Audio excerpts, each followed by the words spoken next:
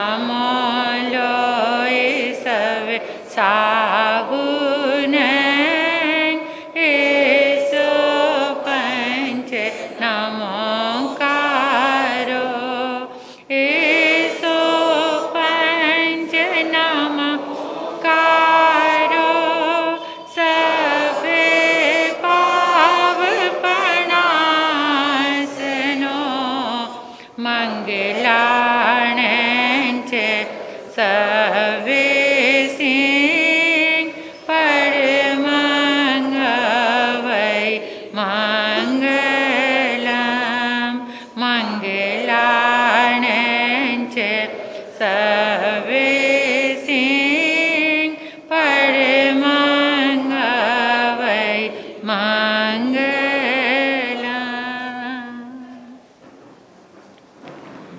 अनंत अनंत मैत्री के मसीहा, दया और करुणा के अवतार परमपिता परमात्मा प्रभु महावीर के चरणों में कोटिश वंदन नमन।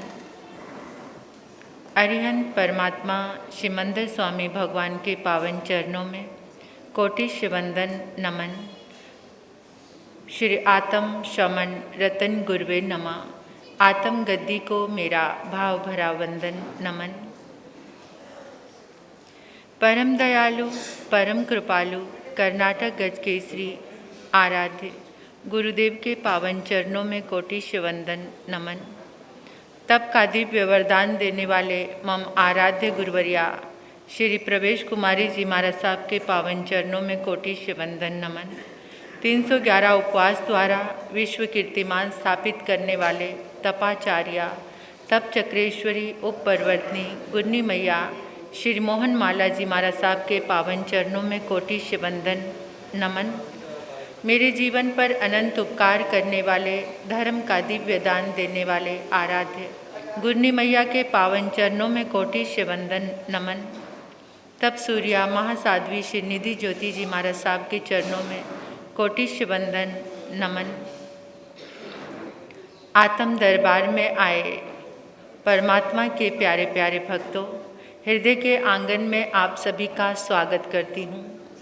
अभिनंदन करती हूँ आप सभी की श्रद्धा का, अनुमोदन आप सभी के सुंदर भावों का और धन्यवाद है आप सभी ने इस धर्म प्रांगण की ऊर्जा से स्वयं को जोड़ा, पुरुषार्थ किया आने का। आप सभी का दिल से बहुत बहुत शुक्रिया, धन्यवाद। आज का ये पावन प्रसंग, आज चातुर्मास संपूर्ण हुआ।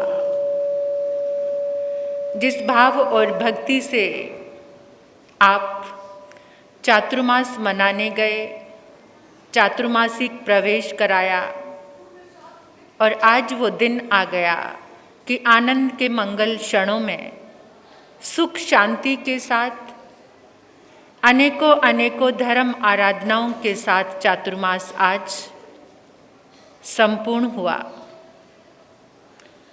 उस पर कुछ प्रकाश डाला जाए उससे पहले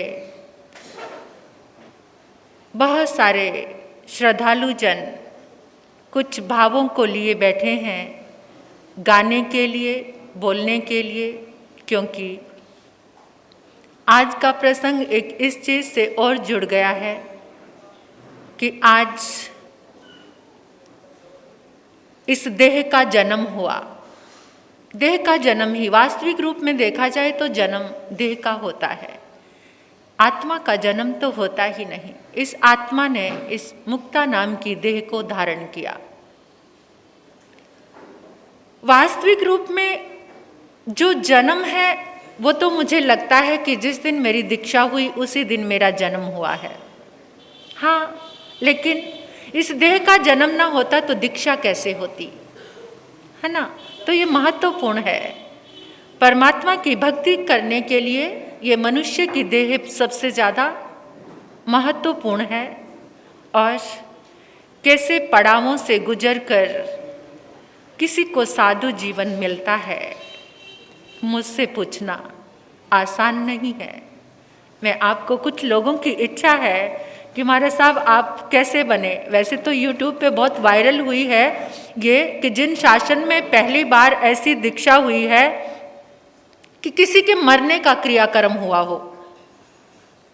तो थोड़ा सा सबकी इच्छा थी कि आप जरूर बताना महाराज साहब, मैं बताऊंगी वो बात, लेकिन पहले आप कुछ जो भाव लेकर बैठे हैं तो वो अपने भावों को रखेंगे, उसके बाद बीच में थोड़ा सा मैं बोलूँगी।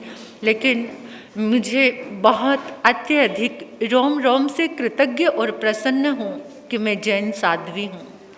जिन शासन की शरण मुझे मिली है, पंच प्रमेष्टि का आलंबन मुझे मिला है, अरिहंत सिद्ध परमात्मा की आराधना करने का जो अवसर मेरी जिंदगी में आया है और कितने लोगों का उसमें सहयोग जुड़ा, उन सब के लिए कृतज्ञता ज्ञापित करूंगी मैं आज। और बहुत बड़ी कृतज्ञता इस आत्मगद्दी संघ के प्रति भी मुझे ज्ञापित करनी है कि जिन्होंने इतने भाव से, इतने प्रेम से हर एक कार्य को संपन्न कराने में सहयोग दिया है। और कुछ वो शख्स जो निरंतर दूर रहकर भी यहाँ पर आते रहे हैं मुझे सुनने के लिए, आराधना करने के लिए, वो बहुत प्यारे हैं। तो उन सब के लिए एक कृतज्ञता का भाव लेकर मैं पुनः आपके बीच में आऊँगी।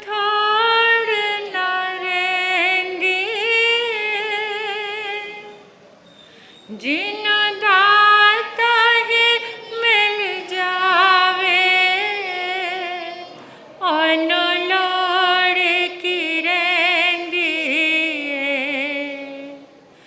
जिन दाता तू देवे अनु थोड़ ना रेंदी, जिन दाता है मिल जावे अनुलोड़ की रेंदी, जिन मान तू दे देवे बने सरताज दाता, तेरे चरनाच मेरी अरदास दाता, तेरे चरनाच मेरी अरदास दाता। सुपने विच भी ना डोल मेरा विश्वास दाता, तेरे चरनाच मेरी अरदास दाता। आप सभी प्यारे भक्तों का, श्रद्धालुओं का हार्दिक हार्दिक अभिनंदन करती हूँ। ध्यान से मेरी दो बातें सुन लो शांति के साथ। अभी बोलना नहीं था, लेकिन एक ऐसी शख्सियत हमारे बीच में है, धन के साथ साथ धर्म का इतना बड़ा बैलेंस जिसके जीवन में हो वो जीवन शिखर पर पहुंचता है। श्रीमती नीलम जी कंगारू हमारे बीच में हैं। उनका बहुत मन था महाराज साहब आप दो शब्द बोलेंगे तो मैं सुनकर जाऊंगी, इसलिए मेरा मन भी हुआ कि मैं आप सब लोगों के बीच में आ गई हूँ। थोड़ी सी बात इस जिन शासन की करना चाहती हूँ। पता नहीं इनको भी देखकर मुझे ऐसा लगता है कि धन की ऊंचाइयों को छूकर भी कोई इस कदर धर्म में समर्पित होता है तो अनंत पुण्य जागता है। क्योंकि धन के साथ मैंने भौतिकता की चकाचौंध में डूबे देखा है लोगों को, लेकिन ये आत्म ध्यान में मैं कुछ ज़्यादा अतिशयोक्ति नहीं कर रही, जैसा मैंने महसूस किया है वैसा ही बोल रही हूँ। इन भव्य आत्मा के आते ही अंदर से जो स्पंदन, जो वाइब्रेशन टच करती है वो बहुत शांति की होती है। तो मैं क्या कहूँ, जिन शासन ने इतना दिया है और उसमें सबसे ज़्यादा कृपा की है मेरी गुरनी मैया ने। एक साधारण से जीवन को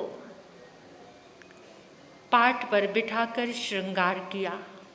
देखो, आप तैयार होने के लिए ब्यूटी पार्लर जाते हो। जिंदगी का सबसे बड़ा ब्यूटी पार्लर अगर कोई है तो वो गुरु के चरण है, गुरु की नज़र है। जिसे गुरु की नज़र जिसका श्रृंगार कर देती है वो हमेशा सौंदर्यवान रहता है, उसका सौंदर्य कभी लुप्त नहीं होता।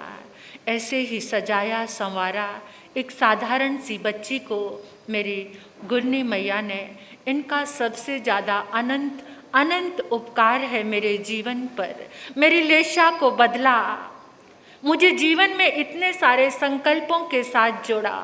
कुछ पुण्य तो पूर्व जन्म का है, जो यात्रा अधूरी रहती थी। सब ने पूछा कि आप साध्वी कैसे बने। बहुत शॉर्ट में बताऊंगी कि एक पूरे जिन शासन में शायद एक मेरी दीक्षा ही ऐसी हुई है कि जिसका मरने का क्रियाक्रम हुआ। 13 दिन तक शोक मनाया गया, मरने का जो रोना धोना। मैं मरी नहीं थी, लेकिन मरने का क्रियाक्रम हुआ। ब्राह्मण परिवार में, साधारण सा ब्राह्मण परिवार, उसमें जन्म हुआ। पिता मिलिट्री में थे। मेरी मौसी की बेटी थी, उसके अंदर लगन आई साध्वी बनने की। मुझे उसके साथ लगाव था। मुझे साधु जीवन से कोई प्यार नहीं। मैं छोटी बच्ची ही थी, अभी 8th क्लास करके 9th में ही आई थी। तो कितना छोटा होता होगा वो बच्चा। 9वीं क्लास में आने, 8 क्लास पास की वो बच्चा कितना छोटा होगा। लेकिन कुछ एक बुद्धि और कुछ पूर्व जन्म के संस्कार, प्रभु की कुछ कृपा ऐसी थी कि बहुत जल्दी सब बातें समझ आ जाती थी। मौसी की बेटी को देखा और मैंने कहा कि अगर ये जैन साध्वी बनेगी तो मैं भी बनूंगी। तो माँ ने कहा तुम्हारे पिता कैसे हैं, मुझे भी जान से मार देंगे और तुम्हें भी। बहुत लंबी चौड़ी सी कहानी है ये, लेकिन मैं इसको बहुत शॉर्ट में बताना चाहती हूँ। तो मेरा दिमाग कुछ बहुत ज़्यादा कल्पनाशील दिमाग था। पढ़ने में भी अच्छी थी। 5th में 8th में स्कॉलरशिप मिली। जब 2 साल की थी तो सब बातें समझ आ जाती थी। याद है मुझे 2 साल की उम्र की सब बातें। और ऐसा लगता था जो कोई एक बार बोलता था तो यहाँ फीड हो जाता था, जैसे कोई कंप्यूटर में सेव हो जाता है, ऐसे सब बातें हो जाती थी। तो मेरे कल्पनाशील दिमाग ने, एक बच्चे की बात कोई मान सकता है। मैं आज हैरान होती हूँ, जब बड़ी हुई हूँ तो मैंने माँ को कहा, मम्मी जो हम लोग हरिद्वार, जो ब्राह्मण लोग हैं उनका तीर्थ स्थान हरिद्वार होता है। तो मैंने कहा हरिद्वार पे जब गंगा स्नान करने, वो सावन का महीना होता है ना, गंगा स्नान करने जाते हैं। मैंने कहा जब आप गंगा स्नान करने जाओगे तो ये कह देना कि लड़की गंगा में डूब गई। पता नहीं माँ को भी ये बात समझ आ गई। माँ, मौसी और नानी 3 लोग इस ड्रामे में शामिल हो गए। और पिता के लिए, सिर्फ पिता के लिए कि वो कभी बनने नहीं दे सकते थे, उनको ये कह दिया कि लड़की गंगा में डूब गई। फिर तो ब्राह्मण कुल था, वो मरने वाले का जैसा क्रियाक्रम कैसे किया जाता है। गवर्नमेंट स्कूल में पढ़ती थी, उस स्कूल की छुट्टी हो गई कि एक अच्छी बच्ची, बहुत होशियार बच्ची हमारे स्कूल की, उसकी डेथ हो गई, गंगा में डूब गई। तो 13 दिन तक मरने का शौक चलता रहा। और आपको एक बात बताऊं, मुझे संकल्प पर बहुत विश्वास है। जब मैं छोटी सी थी ना, 8 साल की, तो मैं अक्सर एक बात सोचा करती थी कि मैं मर के देखना चाहती हूँ मेरे मरने के बाद। मैं इतनी हैरान होती हूँ ये बात सोचकर, क्या ऐसा भी मतलब बात पूरी हो सकती है। तो मैं जब 8 साल की थी, मैं सोचती थी कि मैं मर के देखना चाहती हूँ मेरे मरने के बाद सबसे ज़्यादा कौन रोता है। और मैं सोचती थी मैं दरवाजे के पीछे छिप जाती हूँ, सब लोग मुझे ढूंढेंगे। जितना बच्चा सोच सकता है, सब लोग मुझे ढूंढेंगे और जब मैं नहीं मिलूँगी तो सब सोचेंगे मर गई। और फिर मैं दरवाजे के पीछे से बाहर झांक कर देखूँगी कि सबसे ज़्यादा मेरे मरने के बाद कौन रोता है। मेरी माँ, मौसी, नानी मुझे गुन्नी जी महाराज साहब के चरणों में छोड़कर गए। ये भी मेरी मौसी की जो बेटी थी, जिसको वैराग्य था, वो अच्छी बड़ी थी, उसकी सगाई भी हो गई थी, उसने अपनी सगाई भी तोड़ दी थी। मतलब इस कदर उसके अंदर संस्कार जागृत हुए थे। तो गुरनी जी महाराज साहब के चरणों में हमको छोड़कर मतलब वो चले गए। तो वो जब चले गए, इनको कुछ भी नहीं पता कि ऐसे मरने की कुछ कहानी हुई है, क्या हुआ है। लेकिन जब भी ये, अब मेरी माँ मुझसे मिलने आती, जो मेरा संसारी भाई यहाँ पर आया हुआ है वो सिर्फ 2 साल का था उस समय, छोटा। बड़े भी आए हुए हैं, परिवार आज इस देह का परिवार इस जन्मदिन को बड़ी खुशी होती है जन्मदिन की, लेकिन ऐसी कोई खुशी मनाने वाली बात मुझे लगता है कुछ भी नहीं है। बस इस माध्यम से अगर धर्म आराधना हो जाए तो शायद सफल होता है, बस इतनी सी ही बात मुझे समझ आती है। तो वो लोग आए हुए, वो बच्चा 2 साल का था। जब वो माँ उसको लेकर आती मिलने मुझे, तो मैं एक कोने में ले जाकर पूछती, मम्मी मेरे मरने के बाद सबसे ज़्यादा कौन रोया था? वही बात। तो मेरी माँ कहती कि बेटा सबसे ज़्यादा तो मैं ही रोई हूँ, मैं बेहोश होकर गिर जाती हूँ, क्योंकि मैंने अपने हाथों से अपनी बेटी को मार दिया। अब वो कभी भी इस घर में वापस नहीं आएगी। ऐसे करते करते 6 महीने निकल गए। बड़े महाराज जी, मुझे बहुत उतावलापन था कि मैं दीक्षा ले लूँ जल्दी, और मैंने 1 हफ्ते के अंदर बहुत सारी चीज़ें याद कर ली थी। मैं रात को 2 बजे उठकर 8-8 समाइके करती थी। बहुत पुराना परिवेश था, स्थानक में लाइट नहीं होती थी, स्ट्रीट लाइट आती थी स्थानक में, और मैं वहाँ खड़ी होकर 10-10 बजे तक किताब लेकर याद करती थी। मैंने पुच्छी सुनम 1 ही दिन में याद कर लिया था। प्रतिक्रमण 25 बोल, मतलब जैसे कोई घास चढ़ते हैं ऐसे अच्छी बुद्धि थी। 1-1 दिन में 30-30 गाथाएं मैं याद करती थी। बट हर समय ऐसा लगता था कि मैं कितना सारा पढ़ लूँ, कितना सारा याद कर लूँ। तो वो 4 महीने का चातुर्मास, दिल्ली चातुर्मास था आदर्श नगर, 5 महीने का चातुर्मास था। तो गुरनी जी मैं कहती कि मुझे जल्दी से दीक्षा दे दो। तो ये कहते कि जब तक तुम्हारे पिता तो अभी तक आए नहीं। मैंने कहा पिता तो मिलिट्री में, झूठ बोलती रहती थी, पिता तो मिलिट्री में है, उनको छुट्टी मिलेगी, क्योंकि झूठ के बल पर मैंने ये साधु जीवन लिया है, झूठ के बल पर। तो जब ये कहते कि तुम्हारे पिता आकर आज्ञा देंगे तभी दीक्षा होती है, तो मेरे पाँव के नीचे से जमीन खिसक जाती थी। मैं सोचती थी पिता और आज्ञा, वो मैं बहुत डरती थी अपने पापा से, और इतना छोटा बच्चा तो डरता ही है, कहाँ से गट्स आते उनका सामना करने के लिए। तो फिर जिस समय थोड़ा समय निकला, चातुर्मास का एंड होने वाला था, तो जो मेरी मौसी की लड़की थी उसी ने बता दिया कि ऐसे मर के आई है, संवत्सरी वाले दिन बता दिया। तो इन्होंने मुझे कोई सांत्वना नहीं दिया। नीचे मतलब सब कुछ सिस्टम अलग होता था। आजकल तो वैरागी वैरागन साधु संतों के बीच में घुले मिले रहते हैं। हमारा नहाने का स्थान भी अलग होता था और खाने का जो स्थान था वो भी अलग होता था। मतलब साधुओं का उतना उनके बीच में प्रवेश नहीं करते थे, हम अलग थलग रहते थे। तो मैं नीचे स्नान करने के लिए गई, तो एक महाराज साहब पानी लेकर आ रहे थे और मैं नीचे जोर जोर से रो रही थी बाथरूम में, क्योंकि इन्होंने ऐसे सिर पे हाथ रख के मुझे कहा नहीं कि तुम चिंता मत करो, तुम मर के आई हो तो हम तुम्हें रखेंगे। मुझे ऐसा लगता था, बहुत भोला बच्चा जैसे होता है, तो मुझे लगता था कि अब ये लोग भी मुझे यहाँ से निकाल देंगे, मैं घर से मर गई हूँ, मैं कहाँ जाऊँगी, ऐसा मैं सोचती थी। तो मैं नीचे रो रही थी जोर से। महाराज साहब ऊपर आए तो कहने लगे लगता है इस लड़की का मन नहीं लग रहा, नीचे रो रही है बाथरूम में। तो इन्होंने मुझे आकर पूछा तेरा मन नहीं लग रहा? मैंने कहा नहीं, मुझे ये डर लग रहा है कि आप मुझे यहाँ से भेज दोगे तो मैं कहाँ जाऊँगी। तो इन्होंने कहा कि नहीं, देखते हैं क्या होता है, देखते हैं क्या होता है।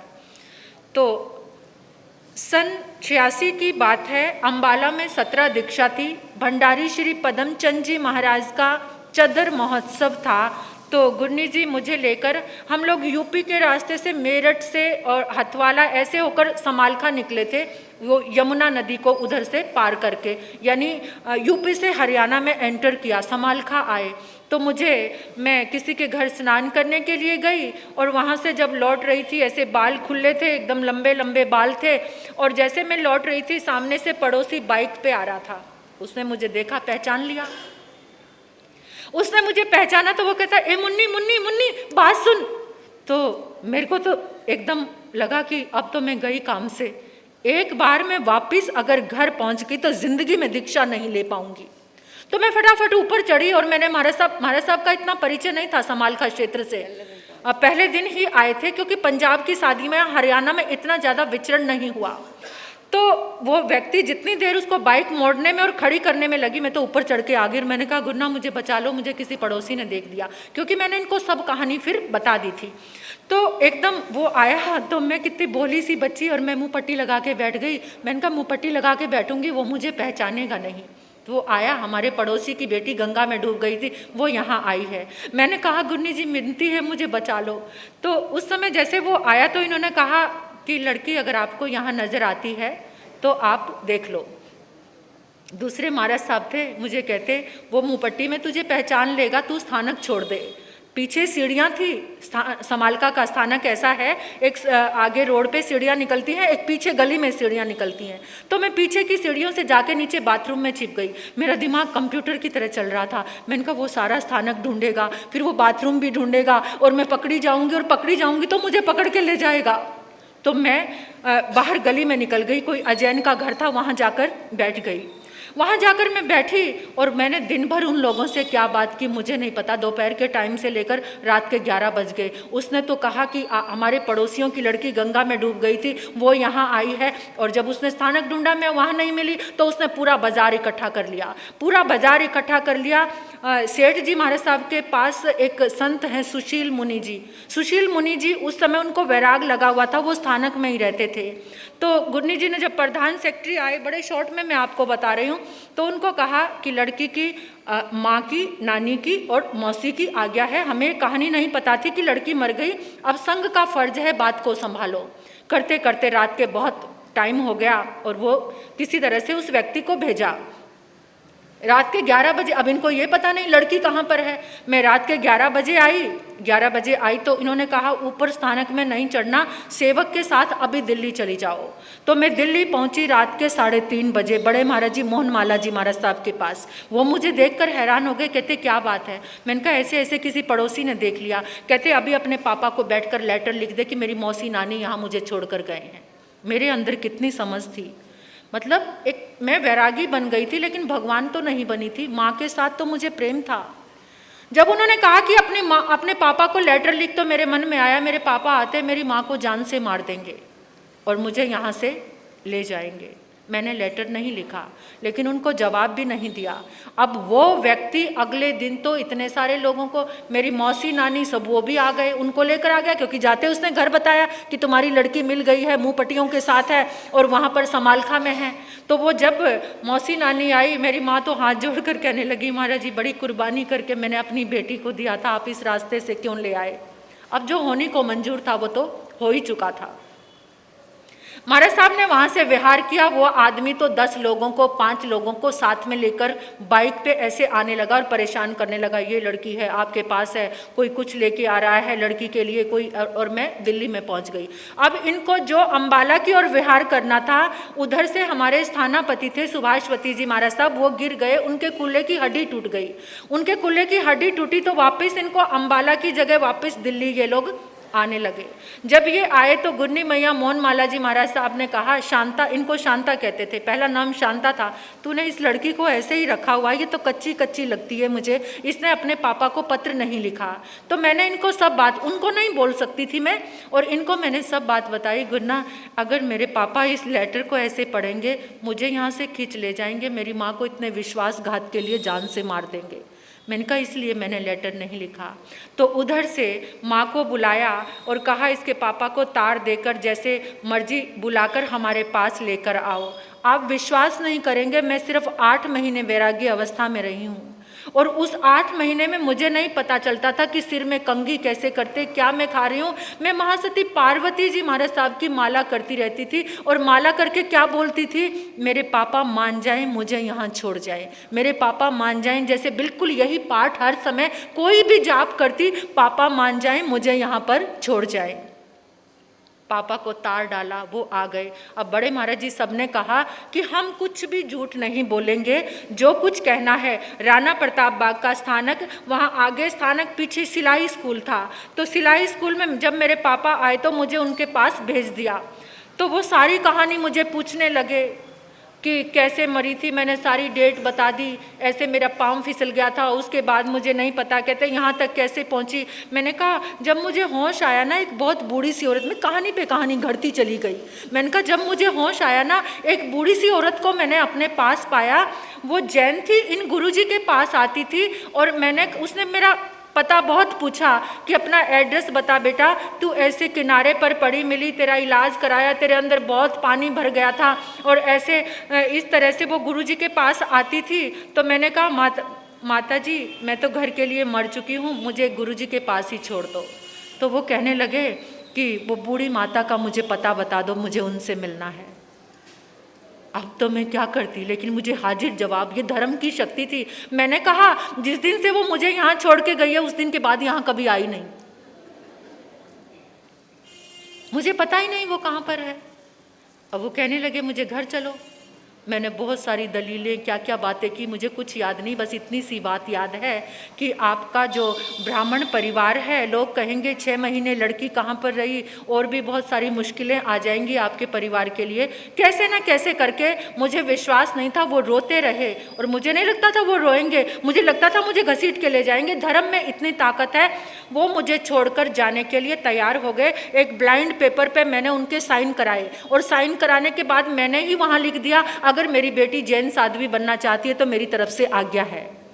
और फिर जैसे वो मंगल पाठ सुन रहे थे, गुन्नी जी महाराज साहब ने भी किसी सेवक को बुलाकर फटाफट फोटोग्राफर बुलाया, और एक मेरी, जैसे वो मैं मंगल पाठ सुन रही हूँ उनके साथ में करीब 2 फोटो करवा दी ऐसे, उस फोटो को दिखाकर और वो कागज़ को दिखाकर मेरी दीक्षा हुई। दीक्षा में कोई भी नहीं आया। अब वो पापा तो चले गए, और जो गाँव के लोग थे, वो पापा के चाचा वगैरह गांव के सरपंच थे, उनको पता चला कि जैन समाज में लड़की को दे दिया, नाक कटवा दी, ब्राह्मण धर्म को भ्रष्ट कर दिया। ऐसे कट्टर से ब्राह्मण थे वो, तो 10-10 लोग, 15-15 लोग इकट्ठे होकर के आने लगे। लेकिन इधर से गुन्नी जी महाराज साहब ने मुझे फिलौर, अपनी बहन तरसेम चंद जी है, मधुसूदन जो, उनके यहाँ पर मुझे भेज दिया। मैं 1-2 महीने तक उनके यहीं पर रही। वो लोग 10-10, 15-15 लोग इकट्ठे होकर आते। इतना सफ़र किया, उन्होंने भी फुटपाथ पर पड़े रहते वो लोग, जहाँ साध्वियाँ आहार को जाती उनके पीछे पीछे जाते। वहाँ स्थानक का बाथरूम, लैट्रिन और अलमारी, जो बड़ी बड़ी अलमारियाँ, लकड़ी की अलमारियाँ थी, उनको खोल खोल कर देखते कि लड़की को यहाँ छिपाया हुआ है। लेकिन मैं भी उनके हाथ नहीं लगी।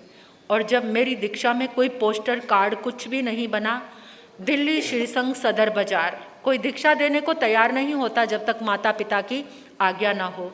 वो संघ गुन्नी जी का भक्त था, सेक्रेटरी प्रधान उनके भक्त थे। तो उन्होंने कहा कि गुन्नी जी दीक्षा तो दे देंगे, लेकिन हमारे पास बैलेंस 0 है। तो गुन्नी जी ने, पहले की दीक्षाएं बड़ी आसान होती थी, ऐसे कुछ खर्चे शोर शराबा कुछ नहीं होता था। तो दीक्षा हुई, और वो कहते थे आप चिंता मत करो, जब तक इस लड़की के तन पर महावीर का बाना नहीं आता, तब तक इसको चाहे दुनिया की कोई ताकत आ जाए, हम इस तक नहीं पहुंचने देंगे। और जब दीक्षा का पाठ हो गया, गुन्नी जी के हाथ में पूरा टाइम माला चल रही थी कि निर्विघ्न दीक्षा हो जाए। दीक्षा हो गई, और आज मैं आपके समक्ष हूँ। फिर मैं उस गांव में भी गई थी जो पैतृक गांव था। उन्होंने कहा हमारी बेटी देवी बनकर आई है, हमें माफ़ कर दे, हमने बहुत बड़ा गुनाह किया था, पाप किया था, हमें नहीं पता था कि तू ऐसी देवी बन जाएगी। तो ये सब किसकी?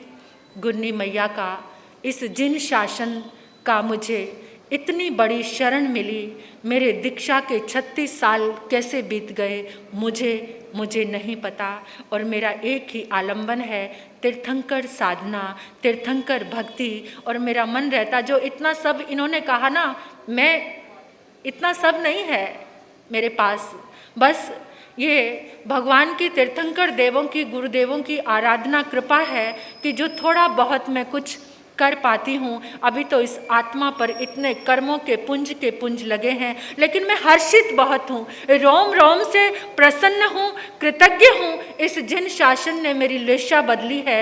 एक लड़की जिस समय मैं पहले चौमासे में आई थी, मैंने देखा कि उसने 4 उपवास किए हैं, तो मैंने गुरनी जी से पूछा ये जिंदा कैसे, ये मरी नहीं? 4 दिन तक कोई ना खाए तो मर जाता है। लेकिन इस शासन ने, गुरु भगवंतों के चरणों ने मेरी लिशा बदली और मैंने मांस खमन किया, 21 उपवास किए और अब तो हर पल मन रहता है कि ज़्यादा ना सही तो कम से कम उनोद्री ही हो जाए, वही तप है। अगर पूर्णतः तप नहीं होता, उनोद्री के लिए, छोटे छोटे तप के लिए भाव रहता है। इस जिन शासन ने, गुरनी मैया ने मेरे जीवन का श्रृंगार किया है और उस सबके सहयोगी ये मेरा जैन समाज, मेरा जिन शासन और जिन शासन में रहने वाला हर एक जीव पुण्य आत्मा है, पुण्य आत्मा। कल यहाँ आत्म महिला संघ ने कुष्टी आश्रम से कुछ कोड़ियों को बुलाया। मैं उनको कुछ समझाने और मंगल पाठ देने गई तो मुझे कितना गर्व हुआ जिन शासन पर। आप सब भटको मत, इस चकाचौंध में भटकते जा रहे हो। कोई जैन क्रिश्चियन बनता जा रहा है, कोई जैन मुस्लिम बनता जा रहा है।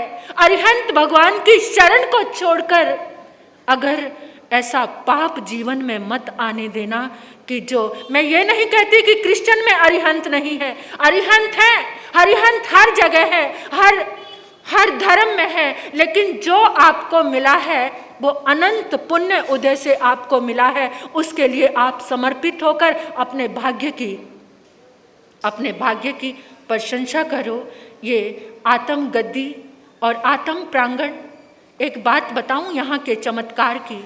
कभी कभार मैं इस पट्टे पे आकर बिल्कुल ब्लैंक होती थी, मुझे नहीं पता कि मुझे क्या बोलना है, लेकिन इस पाठ की और इस आत्म दरबार की इतनी गरिमा और इतनी महिमा है। कहाँ से भीतर में शब्द आते, कहाँ से बुद्धि में कुछ स्फूर्णा होती, आई डोंट नो, मुझे नहीं मालूम। ये जिन शासन, ये आत्म दरबार, लुधियाना वालों, आप लुधियाना के किसी भी कोने में चले गए हो, अगर आप इस आत्म प्रांगण को, इस आत्म गद्दी को भूल गए हो तो समझ लेना अपने सौभाग्य को कुछ मिस कर रहे हो। इस आत्म गद्दी में आकर देखो, इस ऊर्जा में हर चीज यहाँ संभव। मैं चातुर्मास में पूरे चातुर्मास स्वस्थ रही हूँ, मतलब कोई तकलीफ हुई तो मेरे अंदर पूरी ऊर्जा रही। ये किसके कारण? ये यहाँ की ऊर्जा है। जब चातुर्मास करने आए थे तो एक ही भाव था कि आत्म प्रभु की तप साधना की वो ऊर्जा मिलेगी। आप हर रोज नियम बना लो कि कुछ भी हो यहाँ पर आना है, आप स्वस्थ होने शुरू हो जाओगे। मैं गारंटी से कहती हूँ आपके रोग दूर होने शुरू हो जाएंगे।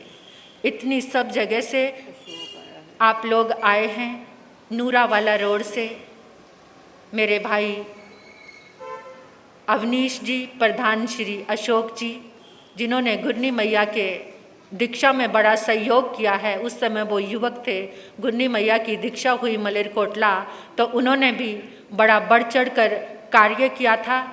और सोनीपत से, गन्नौर से, दिल्ली से और लुधियाना के 39 सेक्टर का संघ जहाँ पर हमने पिछला चातुर्मास किया, ऋचा जी आए हैं, दीपक भाई, हमारे प्रधान जी, ये सबको लेकर के, नवीन भाई, किस किस का मैं नाम लूँ, सब जने, हैबोवाल से पूरी ड्यूटी देने वाले हमारे संजीव भाई, सुंदर नगर से जिन्होंने एक भी साधनाओं को मिस नहीं किया, मैं किस किस का नाम लूँ, रजत भैया हैं, संजीव जी हैं, जगह जगह से, वहाँ के हमारे 39 सेक्टर के देवेंद्र जी जो वहाँ के ट्रस्टी हैं, 39 सेक्टर के, सब जगह से जितने भी बहनें भाई हमारे आए हैं, मैं सबका हार्दिक हार्दिक अभिनंदन। आत्म युवती मंडल, आत्म महिला मंडल और जयवंत ये आत्म गद्दी श्री संघ, मैं नाम देती हूँ आपको कि जयवंत संघ है ये पूरे लुधियाना का। और हमारा आत्म ये युवक मंडल, सब लोगों ने आकर, कितना किसकी बात कहूँ,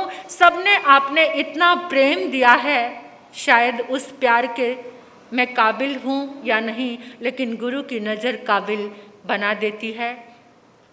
आप सभी का पुनः पुनः आप सबके प्रेम के, सब ने इतने प्यारे प्यारे भाव गायन के माध्यम से, शब्दों के माध्यम से, हमारे कितने परिवार ऐसे हैं जिन्होंने लगातार आकर 48 दिन तक भक्तामर की साधना हमारे सुंदर नगर से कीमती लाल जी का परिवार, कितने परिवार लगातार 48 दिन तक साधना करना कोई आसान बात नहीं है। तो उनका भी स्वागत किया जाएगा। जहाँ इस देह का जन्म हुआ है वहाँ से भाई बहन सब इस देह के रिश्ते जिनके साथ जुड़े हैं। वास्तविक रूप में मेरा जन्म तो 15 जून 1986 को हुआ है, जिस दिन मैंने दीक्षा ली है, वही मेरा जन्म है। लेकिन हाँ, इस देह का जो जन्म मिला, इसके माध्यम से जो साधना हुई। आज एक बात और कहना चाहती हूँ, आप सब, आज ग्रहण है, आज पूर्णमासी है, आज ग्रहण है, तो आप भोजन 3 घंटे पहले कर लेना, या इस बात को रात्रि भोजन आप ग्रहण लगने के बाद तो कोई भी और कुछ भी चीज आपको बनाकर नहीं रखनी। आप सोचो अभी भोजन बनाकर रख देते हैं, ग्रहण के बाद खा लेंगे।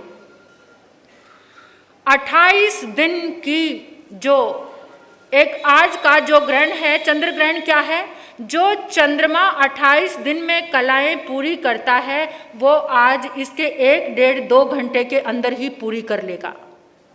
यानी 28 दिन की एनर्जी सिर्फ 2 घंटे में, आपकी जो बॉडी की एनर्जी है इस 2 घंटे में क्या हो जाएगी, 28 दिन की एनर्जी लॉस होने वाली है।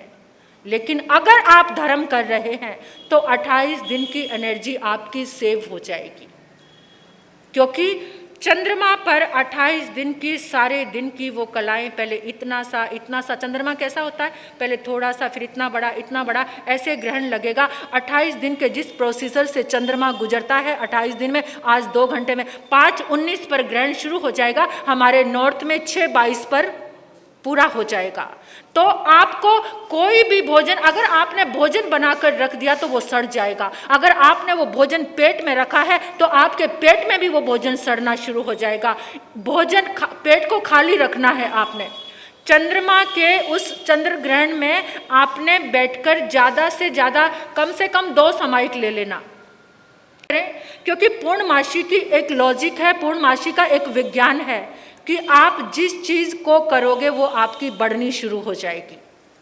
आज क्या होता है समुद्र में, क्या होता है, ज्वार, यानी जो समुद्र का पानी है 32 फीट ऊंचा उछलता है। और उसका रिश्ता किससे जुड़ा है, हमारी बॉडी में सबसे ज्यादा क्या है, पानी। और पानी का जो रिश्ता चंद्रमा से है, चंद्रमा का रिश्ता हमारे मन से है।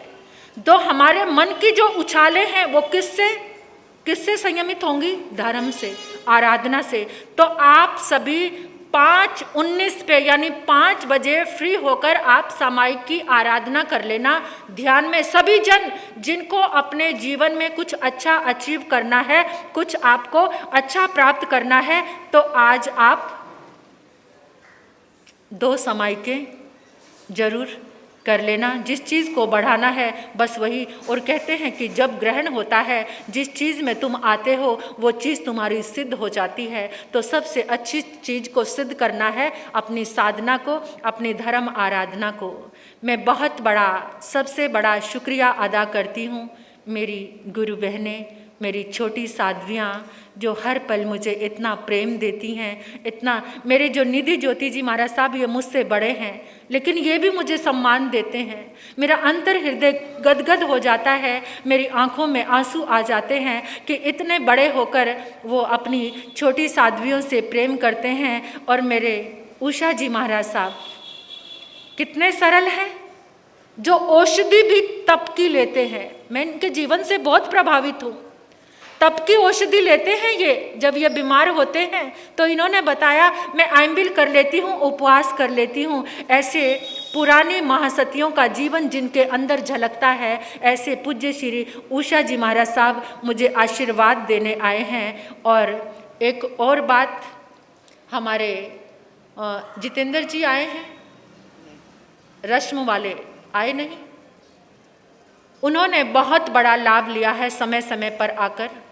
कोई वस्त्र वितरण का कोई भी कार्य हो, किसी चीज़ों का है, तो गुरनी जी का जन्मदिन हो, दीक्षा दिन हो, उन्होंने बहुत लाभ लिया है। उनका भी मैं हार्दिक हार्दिक धन्यवाद करती हूँ। और आत्म चैनल, आत्म चैनल के माध्यम से जो बातें इतनी दूर जिन शासन की पहुंच रही हैं, उनके ऑनर श्री विनोद जी और ये पूरी टीम का भी मैं हार्दिक धन्यवाद करती हूँ।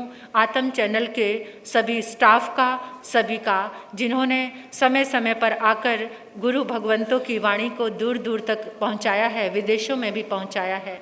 मैं सभी का हार्दिक कुछ शख्स यहाँ पर ऐसे आए हैं कि जिन्होंने डेली, मैंने एक बार बोला और पूरे के पूरे चातुर्मास के प्रवचन का लाभ लिया है।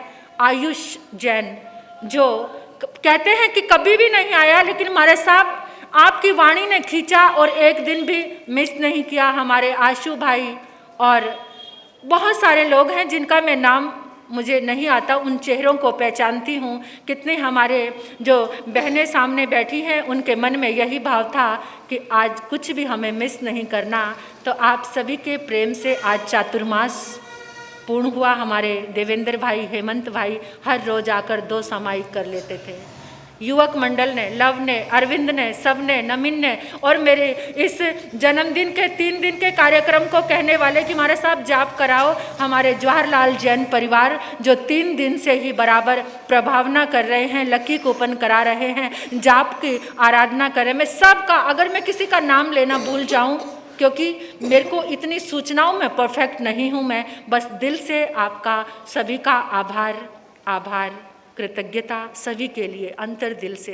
ये त्रिशला माता अपने मंडल को लेकर हर समय कितना जागरूक रही हैं। ये महिला बुजुर्ग हैं लेकिन ये बड़ी जागरूक हैं। तो ऐसे सभी पूरे महिला मंडल को, तो नीलम जी आपकी बात को रखते हुए मैंने इतना सारा समय ले लिया, आपके माध्यम से ज़्यादा बोला है मैंने, इसलिए आपका बहुत बहुत शुक्रिया, धन्यवाद। गुरनी मैया के लिए बहुत सारी कृतज्ञता।